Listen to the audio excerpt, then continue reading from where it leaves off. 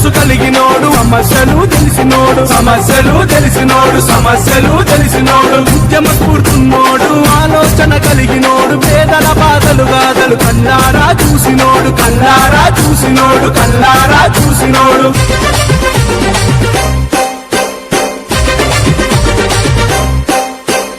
అన్నాని అంటే చాలు నేనున్నానంటాడు ఏ ఆపద వచ్చినా వెనకడుగే వెయ్యబోడు అధికారంలో ఉన్న జనం మీద ప్రేమతోటి ప్రజాసేవ చేస్తుండు ప్రజాసేవకుడు అయ్యి అన్న చేసే సేవ చూసి ఊరు వాడ గల్లి చిన్న పెద్ద